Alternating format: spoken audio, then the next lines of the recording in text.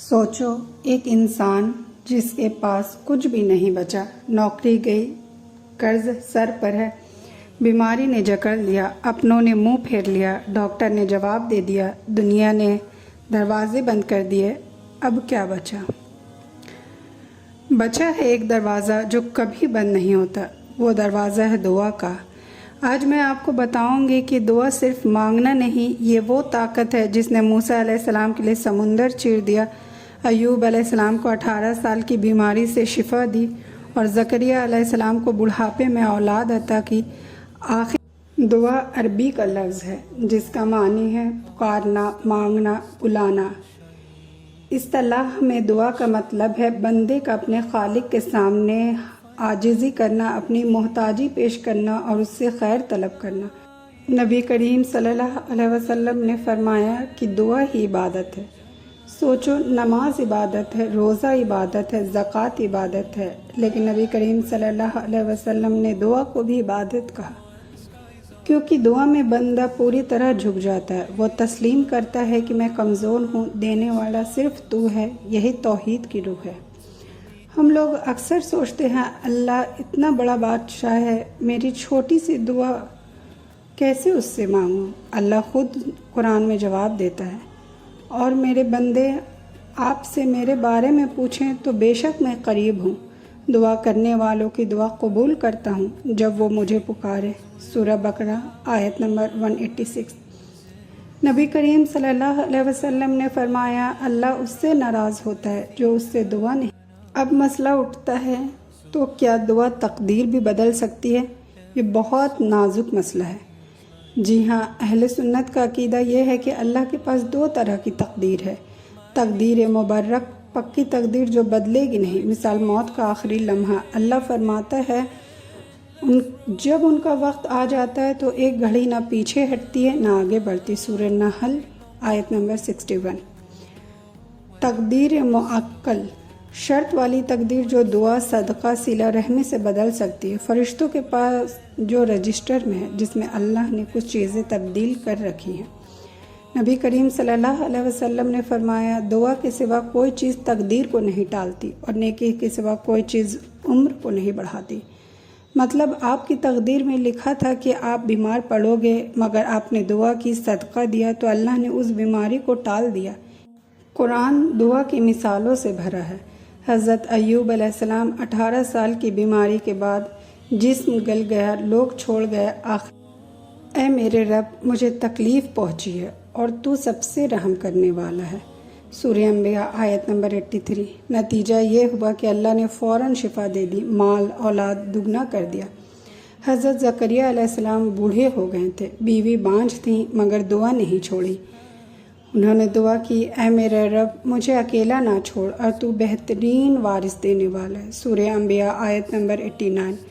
نتیجہ یہ ہوا کہ اللہ نے حضرت یحییٰ علیہ السلام عطا کیے۔ حضرت موسیٰ علیہ السلام، پیچھے فرعون کی فوج، آگے سمندر، قوم چلائی اب تو پکڑے گئے۔ موسیٰ علیہ السلام نے دعا کی، اللہ نے کہا اپنی لاٹھی سمندر پر مارو، سمندر پھٹ گئے۔ دیکھو دعا نے ناممکن کو ممکن کر دیا۔ وہ اوقات جب دعا رد نہیں ہوتی۔ نبی کریم صلی اللہ علیہ وسلم نے کئی اوقات بتائے جب دعا نہیں رد ہوتی۔ آخری تہائی رات اللہ آسمانی دنیا پر نزول فرماتا ہے اور پکارتا ہے کوئی مانگنے والا ہے کہ میں دے دوں۔ سیکنڈ ہے اذان اور اقامت کے درمیان دعا رد نہیں ہوتی، حدیث ابو داود۔ تھرڈ ہے جمعے کے دن ایک گھڑی، علماء کہتے ہیں عصر سے مغرب کے درمیان، حدیث بخاری۔ فورتھ ہے سجدے کی حالت میں بندہ اللہ سے سب سے زیادہ قریب ہوتا ہے، حدیث مسلم۔ ففتھ ہے روزے دار کا افطار کے ٹائم، اس وقت کی بھی دعا رد نہیں ہوتی، حدیث ترمذی۔ سکس ہے مظلوم کی دعا، اس کے اور اللہ کے درمیان کوئی پردہ نہیں، حدیث بخاری۔ 7 ہے بارش کے وقت اللہ رحمت نازل فرماتا ہے، حدیث ابو داود۔ دعا قبول ہونے کی بھی کچھ شرطیں ہیں۔ یقین کے ساتھ مانگیے، نبی کریم صلی اللہ علیہ وسلم نے فرمایا اللہ سے دعا کرو اس یقین کے ساتھ کہ وہ قبول کرے گا، حدیث ترمذی۔ شک کے ساتھ دعا نہیں کیجیے، پتہ نہیں قبول ہو یا نہ ہو، یہ غلط ہے۔ حلال کھانا، نبی کریم صلی اللہ علیہ وسلم نے ایک مسافر کا ذکر کیا جس کے بال بکھرے ہوئے تھے، کپڑے گرد آلود تھے۔ وہ ہاتھ اٹھا کر کہہ رہا تھا، یا رب یا رب، مگر اس کا کھانا حرام، پینا حرام۔ نبی کریم صلی اللہ علیہ وسلم نے فرمایا، اس کی دعا کیسے قبول ہوگی؟ جلدی نہ کیجیے۔ نبی کریم صلی اللہ علیہ وسلم نے فرمایا، آپ میں سے ہر ایک کی دعا قبول ہوتی ہے جب تک وہ جلدی نہ کرے اور نہ کہے کہ میں نے دعا کی مگر قبول نہیں ہوئی۔ دعا 3 صورتوں میں قبول ہوتی ہے۔ فرسٹ ہے، کبھی آپ جو چیز مانگتے ہیں وہ آپ کو مل جاتی ہے۔ سیکنڈ ہے، اللہ جانتا ہے کہ یہ چیز آپ کے لیے نقصان دہ ہے تو آپ کو جنت میں اس سے بہتر دے گا۔ تھرڈ، کبھی آپ کی دعا کے بدلے کوئی آنے والی مصیبت ٹل جاتی ہے تو نہ امید نہ ہو، یہ دعا ضائع نہیں ہوتی۔ نبی کریم صلی اللہ علیہ وسلم نے فرمایا، دعا مومن کا ہتھیار ہے، دین کا پیلر ہے اور آسمان اور زمین کا نور ہے۔ جب آپ کے پاس پیسہ نہیں، وسیلہ نہیں، کوئی سننے والا نہیں تو دعا ہے۔ جب ڈاکٹر لاچار، وکیل لاچار، دوست لاچار تو دعا ہے۔ دعا کمزوروں کا ہتھیار نہیں، عقل مندوں کا ہتھیار ہے، کیونکہ عقل مند جانتا ہے کہ اصل طاقت اللہ کے ہاتھ میں ہے۔ نبی کریم صلی اللہ علیہ وسلم نے فرمایا، جو مجھ پر ایک بار درود بھیجے اللہ اس پر 10 رحمتیں بھیجتا ہے۔ دعا کے بارے میں کئی عام غلط فہمیاں ہیں۔ میری زبان گندی ہے، اللہ میری دعا کیوں سنے گا؟ اللہ لفظ نہیں دیکھتا، دل دیکھتا ہے۔ فرعون نے ڈوبتے وقت کہا آمنتو، تو اللہ نے فرشتوں سے کہا اگر یہ پہلے کہتا تو میں معاف کر دیتا۔ سیکنڈ ہے، میں گنہگار ہوں، پہلے نیک بنوں پھر دعا کروں گا۔ یہ شیطان کا دھوکہ ہے، گنہگار ہی تو دعا کرتا ہے۔ آدم علیہ السلام نے گناہ کے بعد فوراً دعا کی اور اللہ نے معاف کر دیا۔ تھرڈ ہے، میں نے بہت دعا کی، قبول نہیں ہوئی، اب نہیں کروں گا۔ جواب، نبی کریم صلی اللہ علیہ وسلم نے کہا، جلدی نہ کرو، ہو سکتا ہے اللہ آپ کو اس سے بہتر دے رہا ہو یا کوئی بڑی مصیبت ٹال رہا ہو۔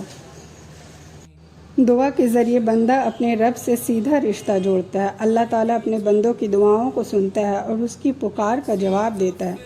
جب انسان خوشحالی میں ہو تو اسے شکر کے ساتھ دعا کرنی چاہیے، اور جب کسی مصیبت میں ہو تو صبر کے ساتھ اپنے رب سے مدد مانگنی چاہیے۔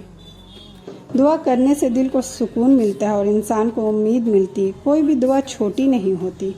اللہ کے یہاں ہر دعا کی اہمیت ہے۔ کبھی اللہ وہی چیز دے دیتا ہے جو مانگی گئی ہے، کبھی اس سے بہتر عطا فرماتا ہے، اور کبھی کسی آنے والی مصیبت کو ٹال دیتا ہے۔ If you found this video informative, then like this video and share it, and also subscribe to my channel and turn notifications on.